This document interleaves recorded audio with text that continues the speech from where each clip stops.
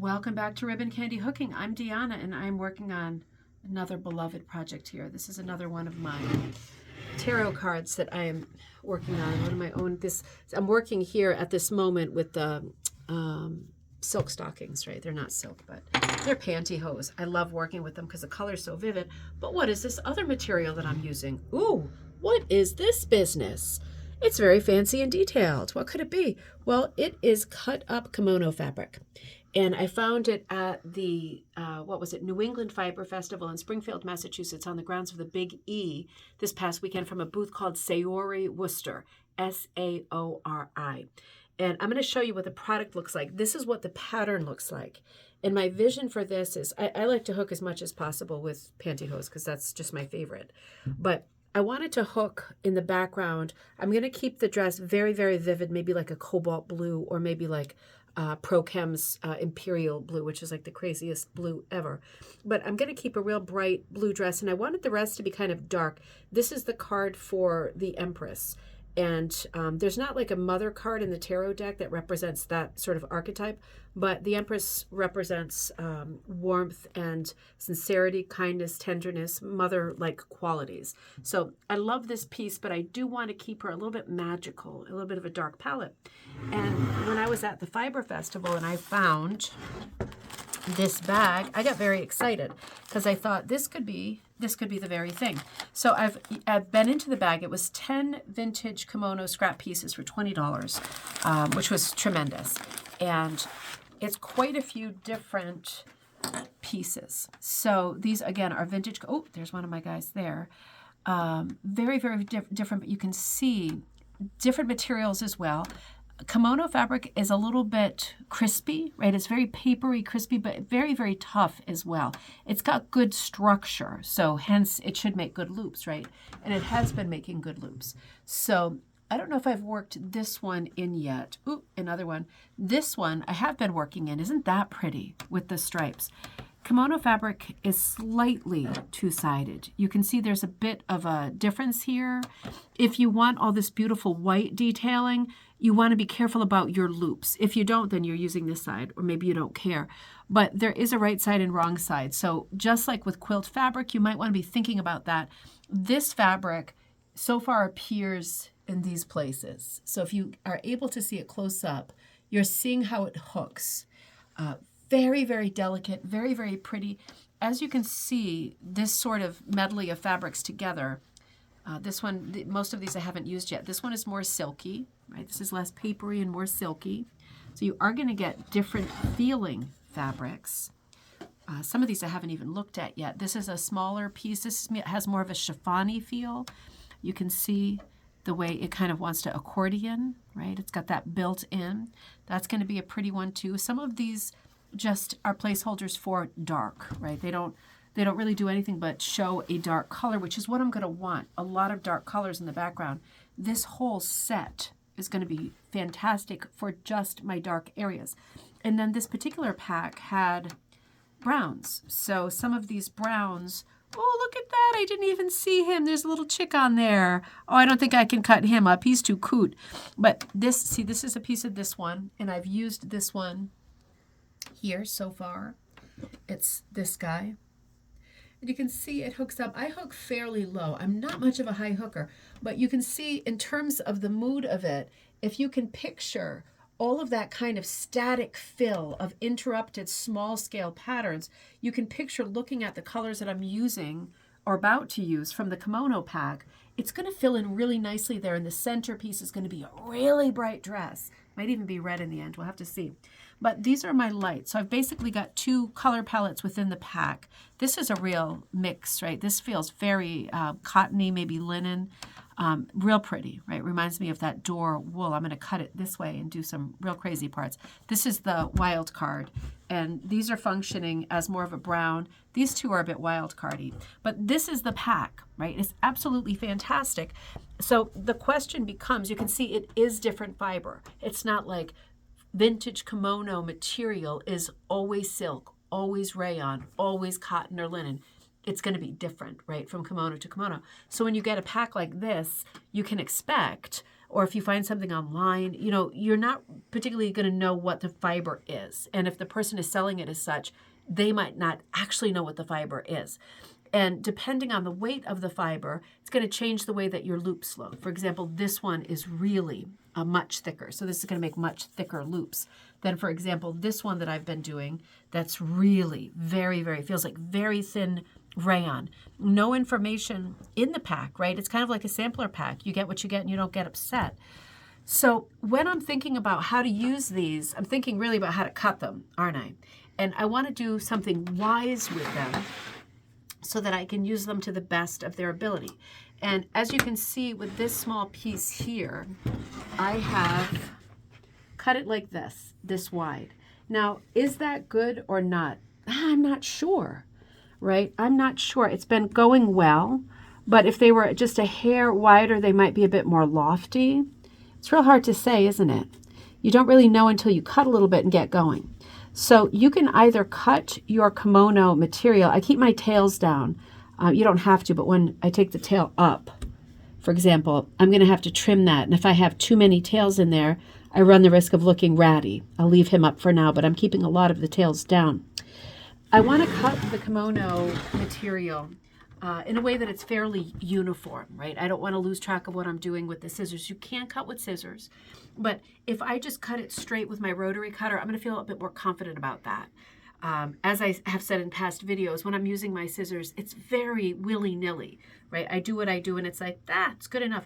But with this, some of these fibers, some of these materials are quite thin. They lack integrity, right? They're really floppy and silky. So since that's the case, it is a thought to bust out your scar-proof mat, your quilting ruler, right, to cut along, and your rotary cutter. It doesn't matter what blade or anything. And again, you can do this with scissors. I'm just showing you an alternative. So if I want to cut like this, I can also get some much better speed up cutting in this manner. So let's say I'm going to eyeball it because I'm not much of a measurer, but this is a little bit of a thicker fiber. I think I can get away with doing something like this. Let's try this one at this thickness. And just for fun, let's see what that thickness is. That is about, that's exactly, well, just over half an inch, a hair over half an inch. So we'll try that one. And then let's take one that is more loosey-goosey. This one is very loosey-goosey. This is flippity-flops. So let me take this one. Oh, look at this, is quite two-sided. So here I have a nice option. Do I need another solid black in my life? Or do I want the one that has this funny check? They're both excellent. It's not going to matter to me, I don't think. I can even see the stitching where something was deconstructed. And that makes me feel good because I feel like I'm using a textile that's going to have a second life here. This one is a little bit more flippity-floppity thin as a fiber. So I'm going to make it a hair thicker because while I'm hooking it, I want my loops to be good and lofty and full, plump, right? I don't want them to be all wishy-washy, wrinkled up, shriveled little loops, right? Because then I need a million of them. If I can make them look lofty and nice, then I need fewer of them and my material goes further. So I'm going to make this one just a little bit wider. And let's see how those hook. And we'll measure this one as well. Get the down low. So this is 3/4 of an inch, just over 3/4 of an inch. So it doesn't sound like a big difference, but it kind of is a big difference. Now let's hook with these two and see what we get. Do you want to come around? I'm going to fill them into places where I want dark. So maybe I'll come over here. I want dark.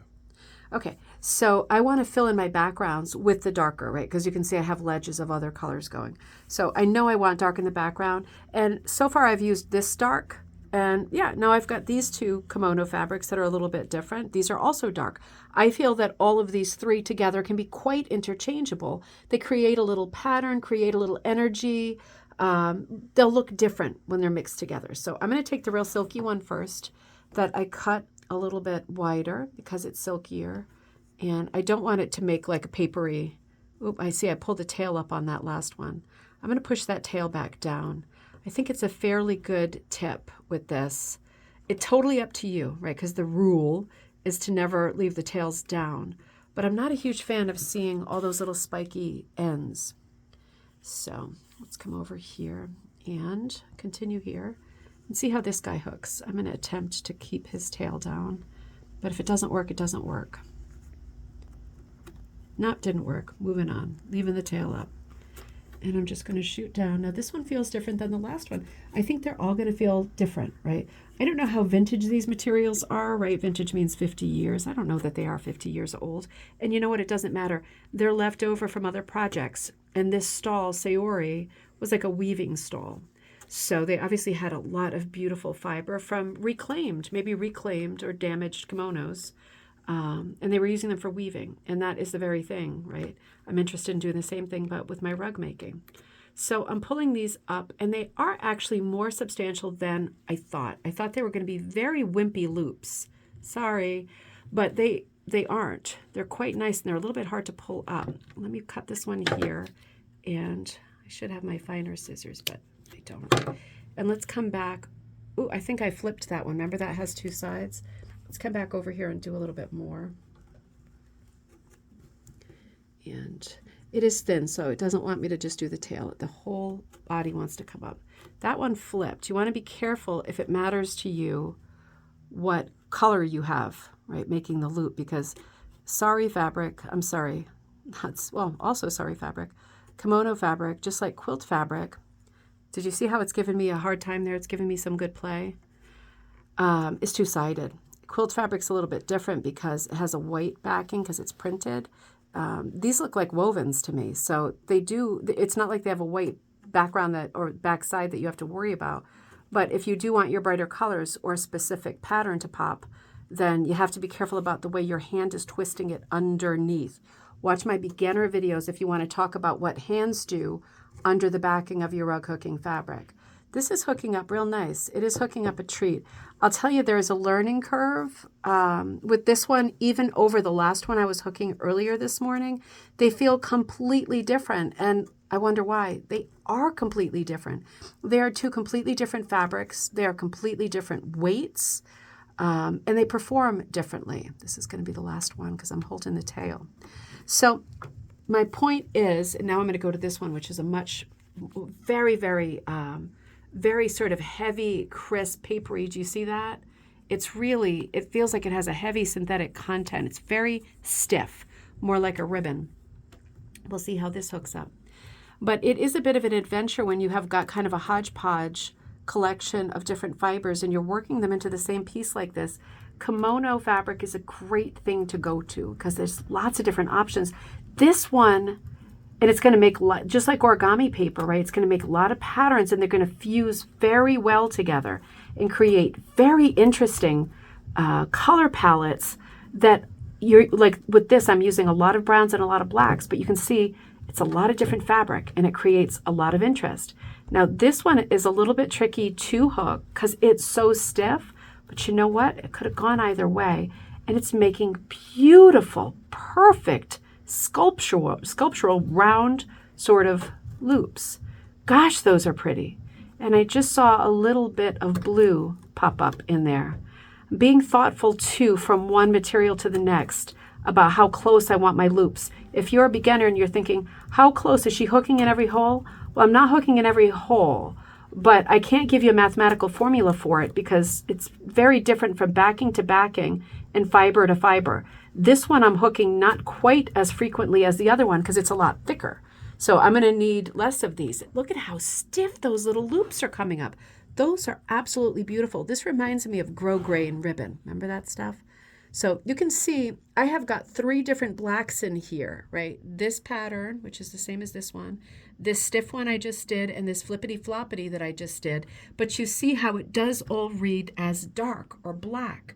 And that is a great thing about sari materials. You often find these samplers, and they are online. It's not something that I currently stock, but it's just another thing that you might find out on your adventures and think, what can I do with that? It's such funny material. Am I going to be able to do anything with this material? And this one is so different, right? This is very different. This is a little bit textured. Well, you are going to be able to do something with it. You just need to be a bit flexible in the way that you think. And you have to be ready to experience that hooking each individual fabric is going to be unique and different. They're not all going to hook interchangeably just because they came in the same pack. You have to be ready for that. Steel yourself for that, because it is a lot of fun to hook with different fabrics, but you do have to think, okay, this one is thinner. I need slightly wider strips. This one's thicker and much stiffer.